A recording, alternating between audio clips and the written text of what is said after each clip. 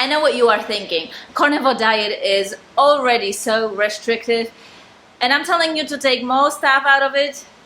Sometimes to achieve optimal health, yes, you have to bite the bullet, and let's talk about it in today's video.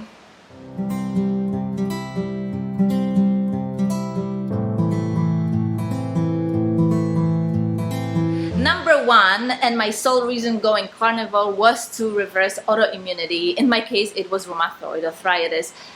But any autoimmunity really starts in the gut, which is increased gut permeability.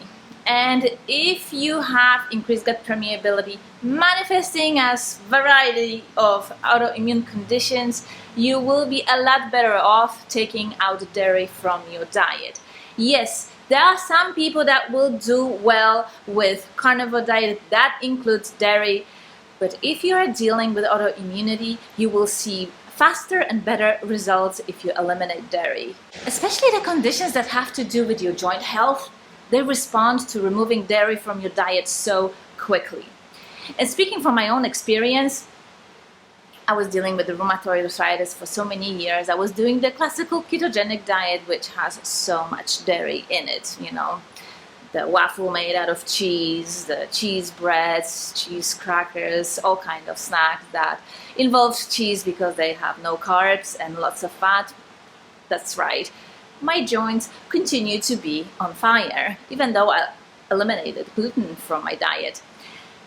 So then I went carnivore, and I was still so stubborn to keep dairy on the carnivore diet. I was convinced that carnivore diet with dairy will be enough to reverse rheumatoid arthritis, and I did everything possible. I tried goat milk, goat cheese, sheep's milk, sheep cheeses. I went straight to the farm, got A2 raw cow's milk, made it into homemade yogurt.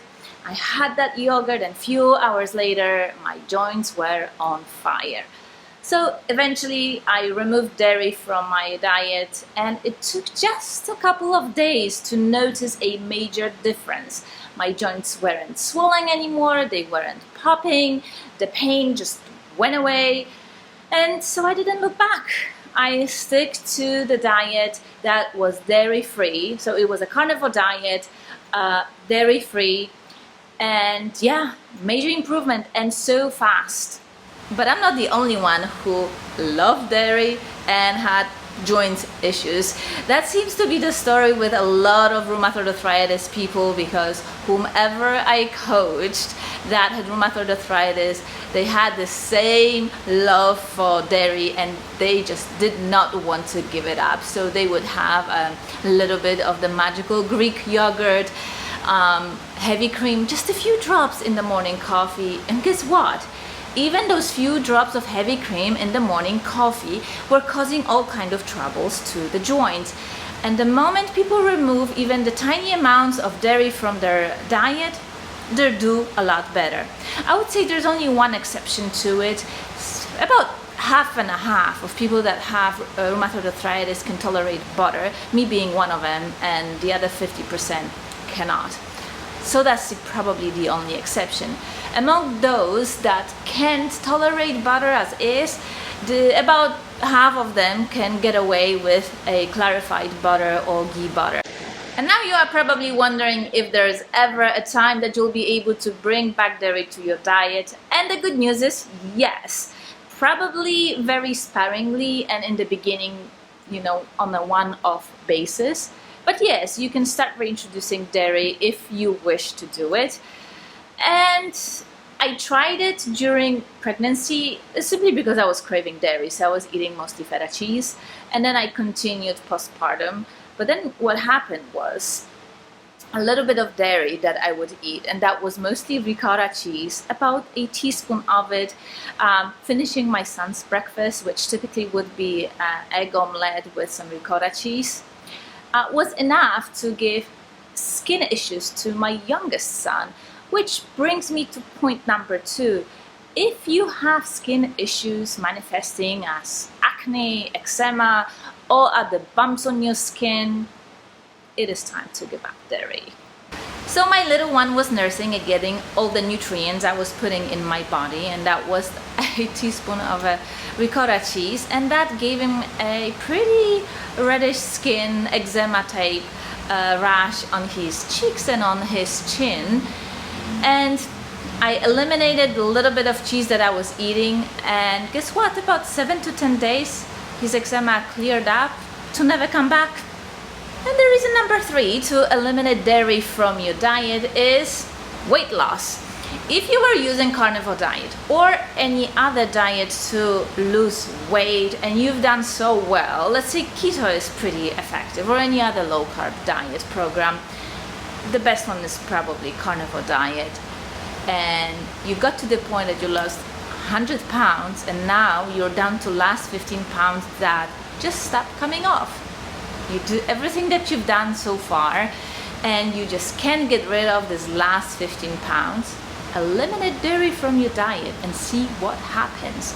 More than likely, that last 15 pounds will come off effortlessly. And reason number 4 to get rid of dairy from your diet is Candida overgrowth, especially if you have a history of it.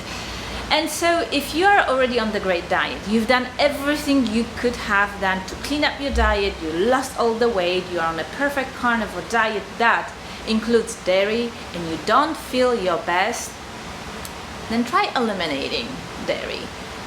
There is a group of microbes that love to overgrow on dairy, and some people are more prone to that overgrowth than others, especially those prone to Candida overgrowths. And it oftentimes manifests not only as bloating, but frequent headaches, fatigue, mental fog, especially if you eat lots of cheese or drink milk. If that is the case with you, eliminate dairy from your diet and see what happens. I am quite confident that relatively quickly you will feel a lot better and you will start thriving on the carnivore diet. And last but not least, reason number 5, if you want to stay true to the Paleo Ketogenic diet, you can't consume dairy because it's not part of it. It is mostly meat, fat, salt and water plus organ meat with consistent ketosis. And even when you go on the maintenance protocol of the Paleo Ketogenic diet, dairy isn't part of it. You can have some root vegetables, you can have some fruit, you can have some honey, but no dairy. Okay, these are my 5 reasons to remove dairy from your diet. Personally, I stayed away from dairy for well over a year.